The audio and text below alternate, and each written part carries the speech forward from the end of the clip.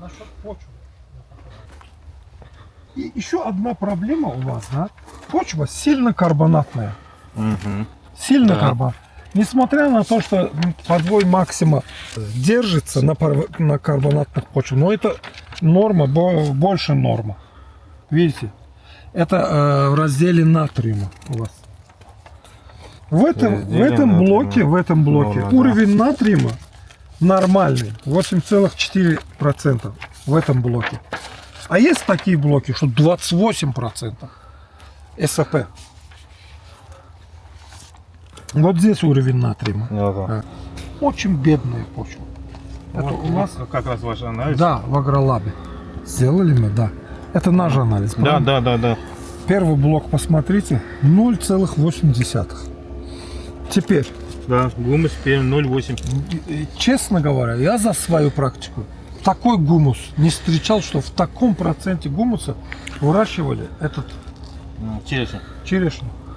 Плюс вегетации каждые 15 дней давать фолиевую кислоту и гуминовую кислоту. Зачем? Что у нас представляют собой фолиевую кислоту? Это скорая помощь, которая дает минусовые, так скажем, коллоиды, которые набирают на себя плюсовые катионы. Калий, кальций, вот все эти. Поэтому нужно через каждые 15 дней. Через каждые 15 дней. Если мы это будем делать, как у нас в месяц один раз, они вымоются. Даже скажем так, что минимально до плодоношения каждые 15 дней. Вот смотрите, у нас это же черешня майская, да, у нас вот. Да. Вот, средняя, если взять, это майская, вот, она успеет это осваивать. Да. Эту структуру. Да. Или нам Мы- нужно в август-сентябрь определиться и побольше дать, чтобы она Нет. весной. Август, нет. Это почва их разблокирует. Разблокирует. Да, эта почва. Что вы сюда дадите? Амофос дадите? Сейчас. Он до вегетации все разблокирует. Тут много кальция, карбоната. А фосфор с кальцием войдет в реакцию, образуется 3 кальция фосфаты. Да. И ничего не будет усваиваться.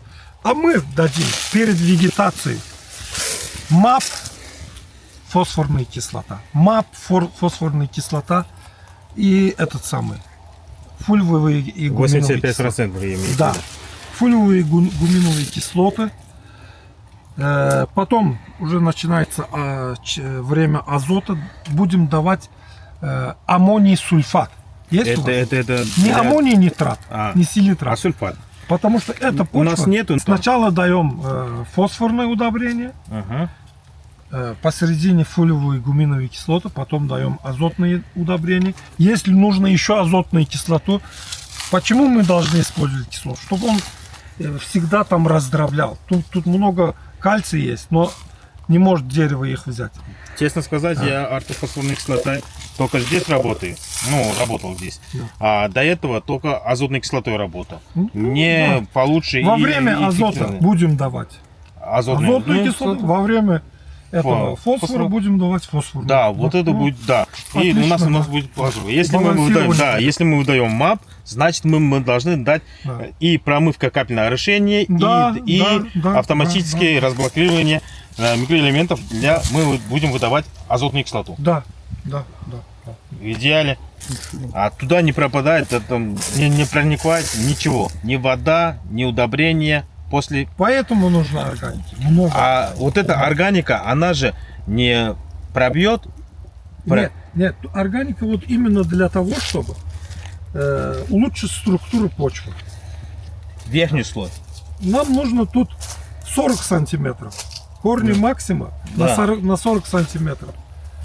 Мы не сможем там внутренние слои что-то делать. 40 сантиметров мы можем улучшить.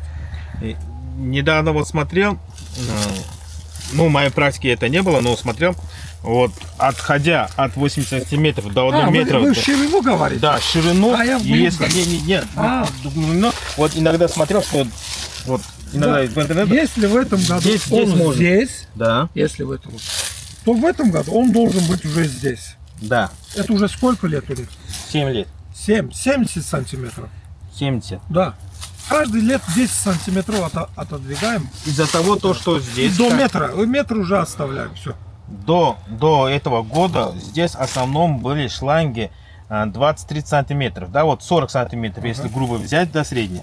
И уже вот пару лет, 5-6 лет, они не сдвигались. Нужно сдвигать. Да. Нужно. И вот, мы что подумали, если мы возьмем одну сторону, оставим как есть, да, чтобы она, дерево сразу на стресс не попало, а одну сторону мы подвинем. Обе подвиньте. Он за неделю, за 5 дней найдет воду, если даже его корни не там. Все равно его корни и здесь, и здесь, и здесь. Да, согласен. Но не здесь. Его корни около, вот здесь, капельница. Капельница, где была влажность. Да. Вот здесь, вот до сюда вот сделайте, и все. Это тоже. Каждый год немножко продвигайте. Этот шланги тоже, наверное, 16-й, да? Да. Сколько поливаете? В смысле? Сколько часов поливаете? Ну, 5-6 часов.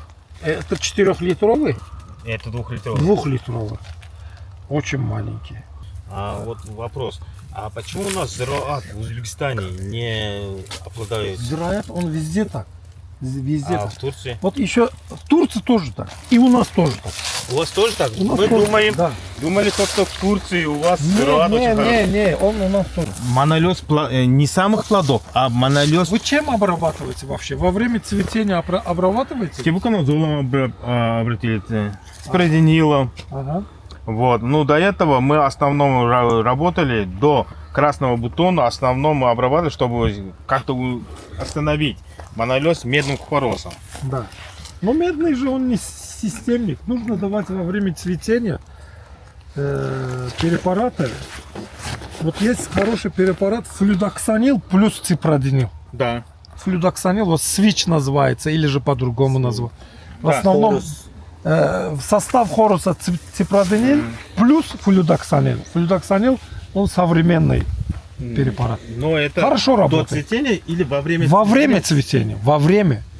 Во время цветения вот такие большие жуки бывают. Бывает? Да. Вот для них тоже есть тиохлоприд. Да. Слабый такой инсектицид.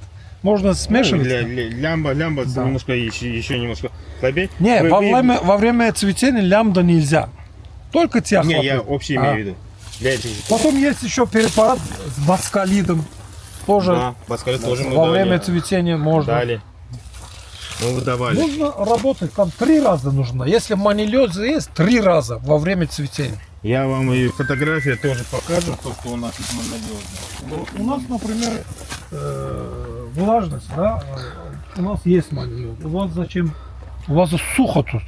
У нас не сухо, у нас во время цветения очень высокая осадки, очень большие большие осадки, 10-11 дней. Поэтому влажность поднимается. Да. И слишком природа, смотрите, слишком быстро приходит весна, слишком поднимается температура, и сразу же идет ливень, да, осадки идет, да, вот. И у нас очень теплая, здесь начинается теплая влажность. Да, не как у вас с ветром, а у нас не с ветром идет. Влажность очень высокая, из-за этого у нас монолез очень сильно, слишком быстро поднимает. Еще один момент, вот я вам скажу. Ну, это нужно обработку делать. Да. Это не страшно. Еще вот, вы когда последний раз эти зираэты обрезку делали? Осенью. В прошлом осенью? Да. Вот больше его не надо трогать. Не надо вообще сюда вот обрезку делать. Категорически. Угу. Если там внутри что-то для того, чтобы воздух прошел, или же для света, да. А так, чтобы взять и укорачивать, категорически нельзя. Это только зираат имеете в виду? Это пока что я зираат имею в виду. Регину тоже имею в виду. Эти сорта не любят укорачивать обрезку, да. Категорически не делай. Если вы не будете делать, он каждый год будет где-то 20 сантиметров давать побеги новые. И все. Вы видите, вот это не укорачивался. Вот на следующий год это будет все в плодушках. Да. И на начале прироста бывают вот такие тоже плодушки бывают. Не надо его трогать. Ну, для вас хорошо, да? Yo'q, shuni. Категорически. Bu faqat maksimum 14 podvoyda kesilmaydimi, umuman ziroatda o'zidami? Hele ki ben zirayetle şey diyorum. Регинана. Другие мы посмотрим. Вот у нас в Азербайджане сады есть, Регины и Зирает. Мы там видим, что полное плодоношение, но ни одного укорачивания нет. Именно в этих двух сортах. Даже в сорте Кордия тоже. Вы не трогаете. Не трогаем. Кто трогает, тот не видит плодоношения. Kordiyaga ham tegilmas ekan. Nima sababdan kesilmaydi? Bu yoqtirmas ekanda kesishi. Kesilishi yoqtirmas ekan, o'shaning uchun bularni Sen tegilmas ekan. свиторианана часть, его обрезку делай, он будет давать. Скина тоже будет давать. У них другая биология, а у этих сортов такая биология. Maksimum 7 tala cho'q to'g'rama qo'shdim. Да. Bo'yir. И он будет жировать, давать эти зеленые побеги, будет давать, вегетировать, плодоношения не будет. При каждом обработке добавлять микроэлемент, добавлять магний сульфат. Они без магний сульфат каждой обработки 3 килограмма на тонну воды.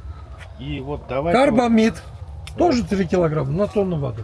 на тонну воды. Да, заменяет он аминокислоты. Мы, Вот центральный атом хлорофилла это магний. да. Поэтому нужно давать всех. Даже несмотря на то, что обильный магний там в почве. Но нужно давать по листу. Вот за это вот, тогда вот так сделаем. Вот мы все равно вот после нашего обхода, мы все равно, я думаю, то, что вы нам составите квартальный или фазочный или годовой план работ, правильно, по Да. агрономически, да, вот. Да, И давайте обязательно. туда включим диагностику листьев. Да, обязательно, обязательно. Диагностика листов это обязательно. Потому что мы в почву выдаем, Мои глаза выдаем. тоже диагностируют, но видите, вот как ладошка. В этом году будет, иншаллах, хорошо.